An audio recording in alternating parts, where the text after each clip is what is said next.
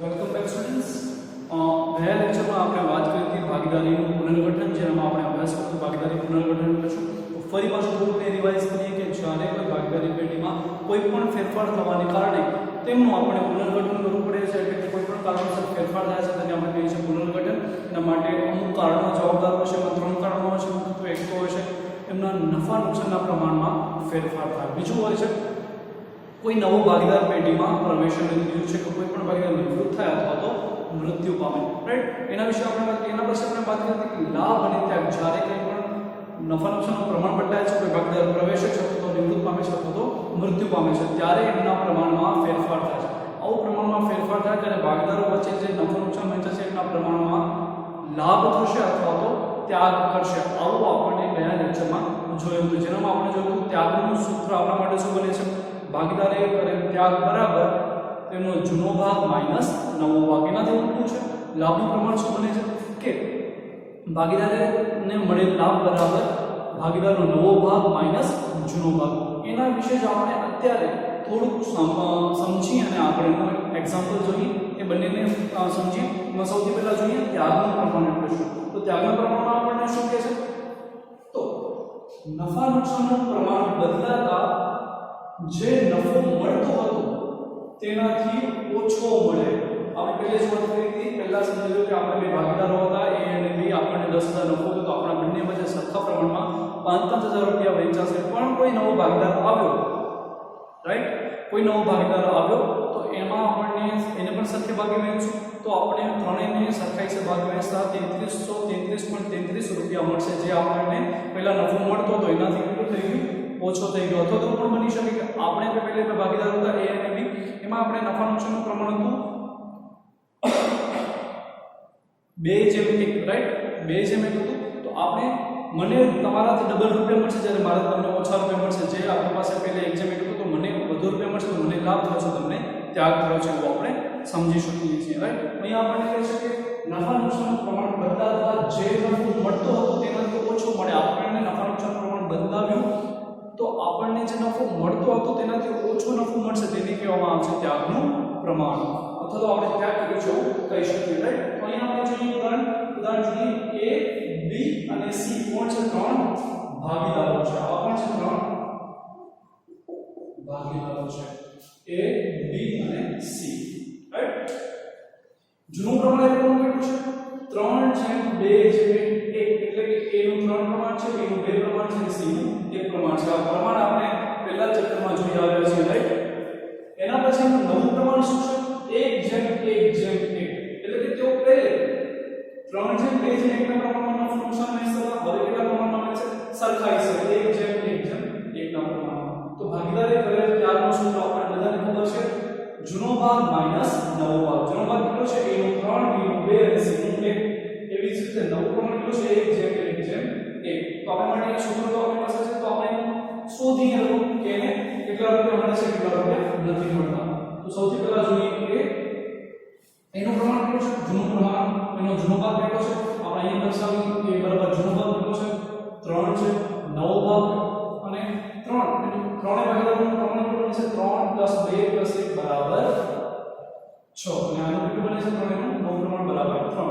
તો આપણે છેદમાં કેટલા દર્શાવશું? 6 દર્શાવશું. કુલ 6 ભાગ બને છે ત્રણેયનું. એમાંથી 3 જેમ ભાગ કેટલો છે? A નું છે, તો આપણે એને દર્શાવીએ. નવો ભાગ કેટલો છે? 1. અને ત્રણેયનું કેટલું બને છે? 3. હવે આપણને શું કરવાનું છે? ચોકડી ગુણાકાર કરવાનો છે. ઠીક છે, 3 × 3. આપણે અહીંયા ગુણાકાર કરશું 3 ની સાથે 3 અને 6 ની સાથે 1. રાઈટ, અહીંયા વચ્ચે માઈનસની નિશાની છે, યાદ રાખજો. 3 × 9 6 × 6 અને 6 અને 3 નો ગુણાકાર બરાબર કેટલા થશે? 18. ઠીક છે, અહીંયા 6 9 - 6 બરાબર 3/18. સમજાઈ ગયું? 3/18 નો આવ્યો, એનો આવ્યો. એટલે આપણે b નું પણ જોઈએ. b નું કેટલું પ્રમાણ છે? 2. તો 2 લખી. આ ત્રણેયનું કેટલું પ્રમાણ છે? 6 ટોટલ. એનું નવું પ્રમાણ કેટલું છે? 1. તો 1 દર્શાવશું. કેટલું છે? 3. તો બરાબર 3 દુ 6, 6 એકા 6 છેદમાં બંનેનો 6 અને 3 નો ગુણાકાર બરાબર 18. તો 6 - 6 શું થશે? 0/18. 18 ગોટ ઇટ. એવી રીતે સી નું જોઈએ. સી નું કેટલું પ્રમાણ છે 1, તો આપણે દર્શાવશું કે કુલ કેટલો ભાગ છે 6, 9 પ્રમાણ કેટલું છે 1 અને 3 નું પ્રમાણ કેટલું છે ટોટલ 3. તો 3 એકા 3, 6 એકા 6. અહીંયા માઈનસ સામાનો યાદ રાખજો, વચ્ચે માઈનસ ની નિશાની છે, આપણે પહેલા છે માઈનસ ની નિશાની છે તો શું લખવું પડશે માઈનસ, અને 6 તેની 18. તો 3 - 6 બરાબર -3. અને અહીંયા કેટલું છે માઈનસ સોરી 18. અહીંયા આપણે જોઈ શકીએ કે 3 અને 18 એટલે આપણે ભાગી શકીએ છીએ, હજી પણ 3 એકા 3, 6 તેની 18 બરાબર 1. સસ્કૌંસ અહીંયા કઈ આવશે નહીં, 0 જ આવશે. ઇન્ડિપેન્ડન્ટ થ્રુ ન ત્યાગ તો ન લાભ તો અહીંયા -1 સસ્કૌંસ. રાઈટ. હવે આપણને અહીંયા 1 સસ્કૌંસ 0 અને -1 સસ્કૌંસ. તો આપણને 1/6 0 અને -1/6 આવું આપણને શું મળે છે પ્રમાણ મળે છે. તો અહીંયા આપણે કહી શકીએ છીએ કે અહીંયા આને શું થયું છે ત્યાગ થયું છે. શા માટે? એનું પેલું પ્રમાણ કેટલું હતું 3/2/1 એટલે કે 1 સસ્કૌંસ. આપણને અહીંયા શું મળ્યું છે 3 પ્રમાણ. તો હવે કેટલો ભાગ મળશે 1 સસ્કૌંસ મળશે. રાઈટ. તો એને શું થયું છે ત્યાગ થયું છે. આને પણ ત્યાગ કે લાભ થયું છે. અને સામાન્ય 0 આવી ગયો, ન ત્યાગ પાછળ લાભ પાછળ પ્રમાણે કેટલું રહેશે. અને અહીંયા જે માઈનસ માં આવે છે એ શું થશે લાભ. શા માટે? એનો જે એને ત્યાગ કર્યો છે 9 પ્રમાણ આવે છે, એટલે બદલામાં શું થવાનું છે લાભ થવાનું છે, માઈનસ માં આવ્યું છે માટે. તો સૌથી પહેલા આપણે એ વાત કરી કે અહીંયા પ્રમાણ બદલાયું છે, તો આ ત્રણેય વચ્ચે સરખી રીતે ભાગીદારી વહેંચાશે. હવે અહીંયા આપણે જોઈ શકીએ કે કેટલું પ્રમાણ 3 હતું, હવે કેટલું થઈ ગયું 1 થઈ ગયું, 1 સસ્કૌંસ થઈ ગયું. તો એને ત્યાગ થયો એટલે કે નફો હવે ઓછો મળશે. રાઈટ. આને કેટલો ફરક પડશે નહીં. 9 પ્રમાણ આપણે શોધ્યું અને સી ને 1 મળતું હતું અને એને હવે 3 નો ભાગ કોને મળશે 2 અને 1 વચ્ચે રહેશે, તો આને શું મળશે લાભ મળશે. ઓકે. તો ત્યાગના પ્રમાણમાં શું કહેવા માંગે છે કે આપણને જે પ્રમાણ પહેલે નક્કી કર્યું હતું એના પછી આપણે ચેન્જ કર્યું, નફા નુકસાનનું પ્રમાણ બદલાવ્યું. નફા નુકસાનનું પ્રમાણ બદલાવ્યું તો આપણને જે નફો મળતો હતો પહેલે એના કરતાં કેવું મળશે ઓછું મળશે. ઓછું મળશે તો આપણે ત્યાગ કર્યું છે તે કહેવાશે. રાઈટ. એવી જ રીતે આપણે જોઈએ લાભ. લાભમાં આપણને ખબર જ પડે છે આપણે લાભ થયો છે શેનામાં આપણું જે જૂનું પ્રમાણ છે એના કરતાં આપણે નવા પ્રમાણમાં શું થયું હશે વધુ રૂપિયા મળ્યા હશે, આપણે વધુ નફો મળ્યો છે, આપણે વધુ ભાગ મળ્યો હશે. તો આ આપણને એને કહી શકીએ છીએ લાભનું પ્રમાણ. એના માટે આપણે જોઈએ નફા નુકસાનનું પ્રમાણ બદલાતા જે નફો મળતો હતો તેનાથી વધુ મળ્યો. સમજી લો કે આપણે માની લઈએ કે એ અને બી હું અને તમે ભાગીદારો છીએ, આપણને બંને વચ્ચે 10,000 નફો મળે છે અને આપણે કેટલા પ્રમાણમાં વેચીએ છીએ 2/1 ના પ્રમાણમાં. રાઈટ. તો 2/1 ના પ્રમાણમાં આપણે વેચીએ તો મને ઓટોમેટિકલી 10,000 માંથી 6,000 ની આજુબાજુ રૂપિયા મળશે. તમને કેટલા મળશે 4,000 રૂપિયા મળશે. એટલે તમને જેટલા મળશે એનાથી ડબલ મળશે. રાઈટ. તો અહીંયા તમને જેટલા રૂપિયા મળશે એનાથી મને વધુ રૂપિયા મળશે, તો એને મને શું થયું કહેવાશે લાભ થયો છે. જે આપણા બંને વચ્ચે પહેલા કેટલું મળતું 5,000 મળતું, હવે મને 5,000 થી વધુ મળશે, મને 5,000 થી ઓછા મળશે. તો મને અહીંયા શું થયું છે લાભ થયો. શા માટે? તો આપણે અહીંયા પ્રમાણ બદલી નાખ્યું છે. તો નફા નુકસાનનું પ્રમાણ બદલાતા જે નફો મળતો હતો તેનાથી વધુ નફો મળે ત્યારે આપણને લાભ થયો છે તેમ કહેશું. એના માટે ઉદાહરણ જોઈએ A, B અને C. એનું જૂનું પ્રમાણ કેટલું છે 3/2/1 એટલે કે જૂનું પ્રમાણ એટલે નફા નુકસાન કેટલા પ્રમાણમાં આવે છે 3/2/1 ના પ્રમાણમાં. નવું પ્રમાણ કેટલું છે 4/3/3. નવું પ્રમાણ એટલે કઈ રીતે નક્કી કર્યું 4/3/3 ના પ્રમાણમાં નફો નુકસાન વહેંચે. આના માટે સૂત્ર તમને બધાને ખબર છે ભાગીદારને મળતો લાભ બરાબર નવો ભાગ માઈનસ જૂનો ભાગ.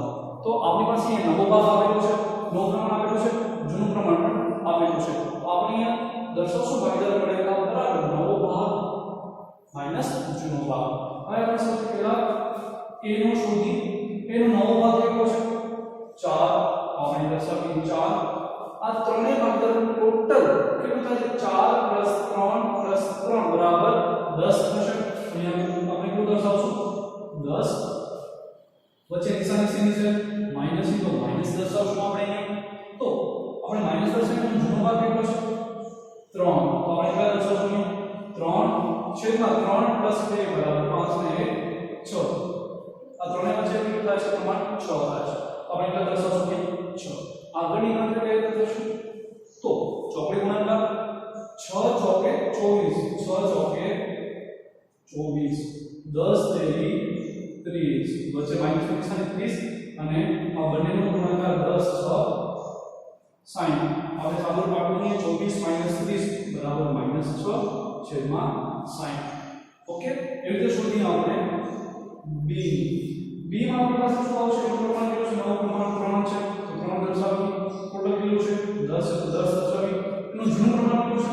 2 તો 2 લખીએ અને ટોટલ કેટલું છે? 6. વળી પાછું સાદું આપીએ 6 તેરી 18, 10 દુ 20 અને 10 6 60. આપણા માટે શું બનશે? -2/60. ઓકે, અને c નું આપણે અહીંયા જોઈએ c નું પ્રમાણ કેટલું છે? નવું 3/10 માઈનસ જૂનું પ્રમાણ છે 1/6. ઓકે, કેટલું છે? 6. તો 6 તેરી 18, 10 એકા 10, 10 6 60. તો 8/60. હવે આપણે જોઈ શકીએ છીએ 6 વડે આપણે ભાગી શકીએ 60 યસ, 60 એટલે વડે ભાગી શકીએ યસ, 8 વડે આપણે ભાગી શકતા હતા, ભાગી શકીએ આપણે તો કહી શકીએ યસ આપણે ભાગી શકીએ. ઓકે, અહીંયા આપણી પાસે શું બનશે? તો આપણે અહીંયા જોઈએ 3 દુ 6, 30 દુ 60 એટલે આપણે 3/30. અહીંયા આપણે બે વડે ભાગીશું તો આપણી પાસે શું આવશે? 60 અને કેટલા આવશે? 30 1/30 અને 8 એટલે 4 દુ 8 અને 30 દુ 60 બરાબર 4/30. તો આપણે પ્રમાણ કેટલું મળે છે? -3/30 -1/30 અને 4/30 -4/30. ઓકે, તો આપણી પાસે અહીંયા સૂત્ર શું બને છે? સૂત્ર શું બને છે? ભાગીદારને મળતો લાભ બરાબર નવો ભાગ માઈનસ જૂનો ભાગ. સમજાયું? નવો ભાગ માઈનસ જૂનો ભાગ. તો આપણી પાસે અહીંયા નવો ભાગ છે એના માટે આપણે શું કરશું? માઈનસ કરશું તો આપણને શું મળશે? એનો પ્રમાણ મળશે. તો અહીંયા શું થયું છે? લાભ છે. લાભ કોને થયું છે? a અને b ને. અહીંયા સુધી સમજાય છે? ઓકે,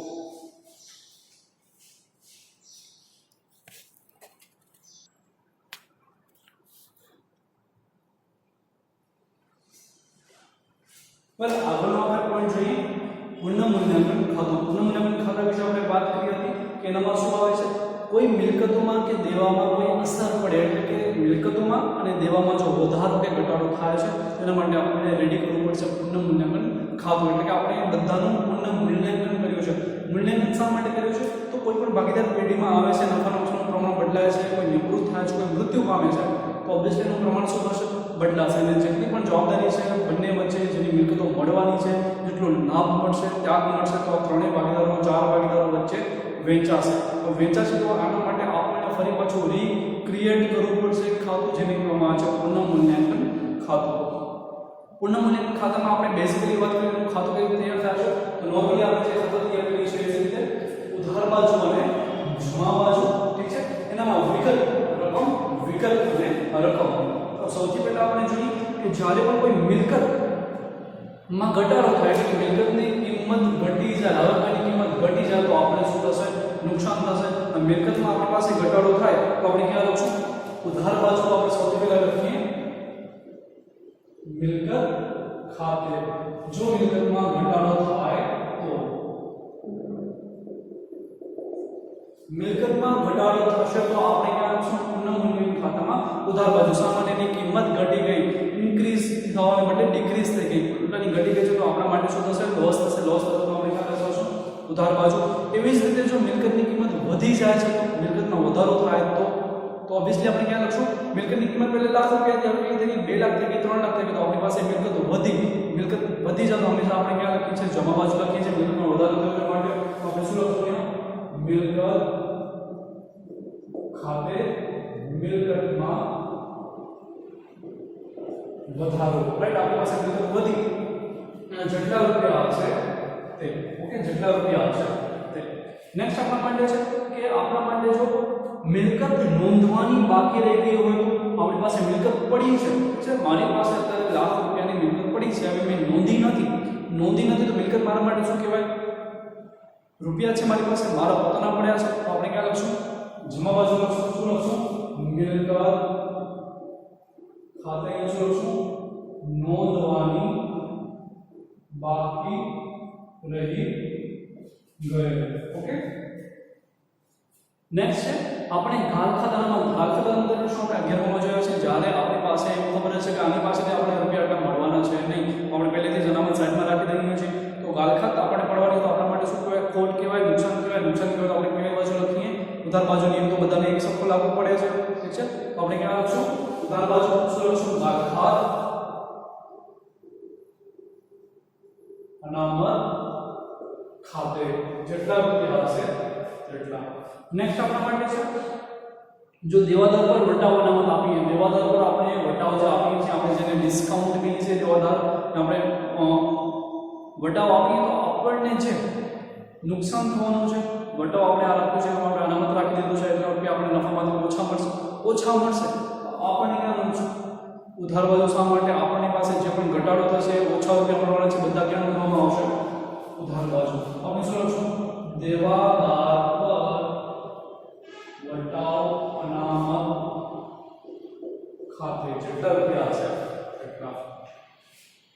નેક્સ્ટ છે આપણને દેવાની રકમમાં વધારો થાય તો, આપણી પાસે દેવાની રકમમાં વધારો થાય, આપણને રૂપિયા જેટલા દેવા, સપોઝ કે મારા ઉપર કોઈ, તમે જ મારા ઉપર લાખ રૂપિયા માંગો છો, હવે મેં ફરી પાછું 50 રૂપિયા તમારી પાસેથી ખરીદી કરી, હવે તમારા ઉપર કેટલા માંગશો? 1,20,000 માંગશો, તો વધારો તો દેવામાં શું થયું? 1 લાખમાંથી કેટલા થઈ ગયા? 1,20,000 થઈ ગયા. તો 1,20,000 થઈ ગયા તો વધારાના કેટલા વધ્યા? 20,000 વધ્યા. તો મારે ક્યાં નોંધવા પડશે? ઉધાર બાજુ. શા માટે? મારે ચૂકવવાના છે. આપણે જે રૂપિયા ચૂકવવાના આવશે બધા ક્યાં આવશે? ઉધાર બાજુ. આપણે શું લખશું અહીંયા? દેવા ખાતે. જો એમાં વધારો થાય તો, ઠીક છે? એવી જ રીતે જો દેવામાં ઘટાડો થાય તો આપણને પહેલે લાખ રૂપિયા ચૂકવવાના હતા, હવે કેટલા ચૂકવવાના છે? 80,000. તો આપણી પાસે 20,000 વધશે. યસ. તો તમે કહેશો હા વધશે. આપણે ક્યાં નોંધશું? વધારો થશે તો આપણે ક્યાં નોંધશું? અહીંયા. શું લખશું? દેવા ખાતે. જો અહીંયા શું થશે? ઘટાડો થશે. તો દેવા આપણે ચૂકવવાના હોય એ આપણી પાસે રૂપિયા જો ઘટશે તો આપણે ક્યાં નોંધશું? પુનઃમૂલ્યાંકન ખાતામાં જમા બાજુ. પછી આપણે કહ્યું છે કે મળવાની બાકી આવકો ક્યાં છે? આપણને આવક મળવાની છે, આવક છે, તો આપણે ઓબ્વિયસલી ક્યાં નોંધશું? પુનઃમૂલ્યાંકન ખાતામાં જે મળવાની બાકી આવશે તો શું લખશું? મળવાની બાકી આવક ખાતે, ઠીક છે? બધું ક્યાં નોંધવામાં આવશે? મળવાની બાકી જેટલી પણ આવકો છે તે આપણે બધી ક્યાં લખી નાખશું? આ બાજુ. પછી આપણે એમ કહ્યું છે કે અગાઉથી ચૂકવેલ ખર્ચ, આપણે અગાઉથી ચૂકવી દીધો ખર્ચ, સપોઝ કે હજી મેં તમારી પાસેથી સામાન ખરીદ્યો નથી અને મેં તમને પહેલેથી જ રૂપિયા આપી દીધા છે, ઠીક છે? અથવા વીજળી ખર્ચ છે, દુકાન ખર્ચ છે, આવતા મહિનાનું જે ભાડું છે મેં અત્યારે જ આપી દીધું છે, તો મેં અગાઉથી રૂપિયા આપી દીધા છે, તો મારા માટે શું કહેવાશે? અસેટ કહેવાશે, મિલકત કહેવાશે. તો હું ક્યાં નોંધીશ? અગાઉથી ચૂકવી દીધું છે, હજી મારે ચૂકવવાનું છે નહીં, છતાં મેં ચૂકવી દીધું છે, તો ક્યાં નોંધીશ? પુનઃમૂલ્યાંકન ખાતામાં જમા બાજુ. શા માટે? રૂપિયા આપણે પહેલેથી ચૂકવી દીધા છે, આપણી જવાબદારી સાવ બિલકુલ ઓછી થઈ ગઈ. આપણે ક્યાં નોંધીશું? અહીંયા શું લખશું? અગાઉથી ચૂકવેલ ખર્ચ ખાતે, ઓકે. નેક્સ્ટ છે ચૂકવવાના બાકી દેવા હોય, આપણને ચૂકવવાના દેવા બાકી છે, હજી આપણે દેવા, તમે મારા ઉપર 20,000 રૂપિયા માંગો છો, મેં તમને હજી રૂપિયા આપ્યા છે નહીં, રૂપિયા ન આપ્યા હોય તો મારા ઉપર માંગો છો, તો મારા ઉપર ઓબ્વિયસલી દેવું છે, દેવું હોય તો મારે ચૂકવવાના થાય, ચૂકવવાના થાય તો આપણે ક્યાં નોંધશું? ઉધાર બાજુ. શું લખશું અહીંયા? ચૂકવવાના બાકી દેવા ખાતે જેટલા રૂપિયા હશે તેટલા, ઓકે. નેક્સ્ટ છે આપણી પાસે, હવે આમ જોવા જઈએ તો આપણે આ બધાનું સરળ કરશું, એટલે કે અહીંયા શું દર્શાવવામાં છે? મિલકતો અને દેવા. મિલકતો અને દેવાની જેટલી પણ અસર આવશે, અહીંયા આપણે બધા જોયું કે કાં તો મિલકત કાં તો દેવા છે આ બંનેમાંથી જો અસર થશે એટલે કે વધારો થશે કે ઘટાડો થશે આપણે પહેલેથી ચૂકવી દીધા છે અથવા તો આપણે ચૂકવવાના બાકી છે તો દેવા કહેવાય તો આપણને બધાની અસર ક્યાં નોંધવામાં આવશે પુણ્ય મૂલ્યના ખાતામાં ઠીક છે હવે આપણી પાસે આ બધા જ વ્યવહાર નોંધી દેજો એટલે આપણે શું કરશું જેમ આપણે અત્યાર સુધી કરતા આવીએ છીએ આ બધાનું શું કરશું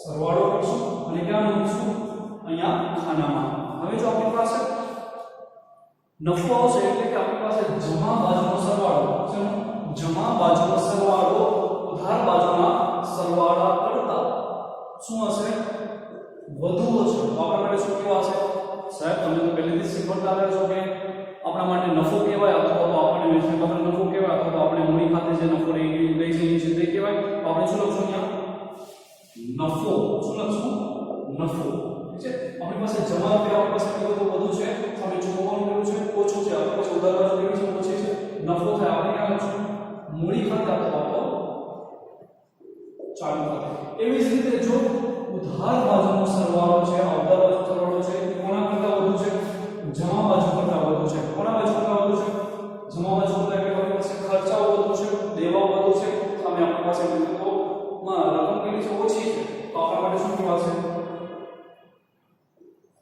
આપણે ક્યાં લખીશું મૂડી અથવા તો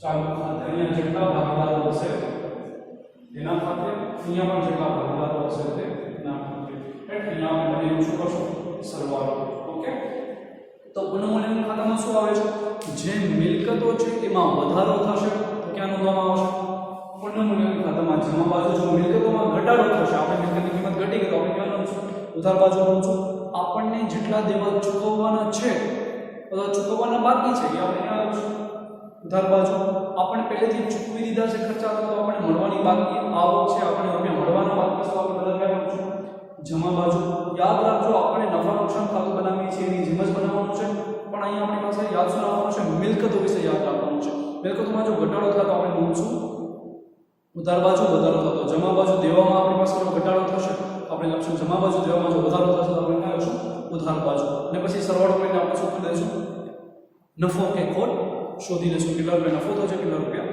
ખોટ થશે તો આ જો આપણી પાસે કમ્પ્લીટ શું થઈ ગયું થિયરિકલ બેઝ ભાગીદારીનું પુનર્ગઠન એટલે શું એમાં ત્યાગને લાભ કઈ રીતે શોધવાના અને છેલ્લે બાકી પુનઃ મૂલ્યાંકન ખાતું કઈ રીતે બનાવવાનું હવેના પછી આપણે શું કરશું દાખલા ગણીશું જે નાના નાના આમ નોંધો લખશું અને બાકીના દાખલા આપણે પછી કરીશું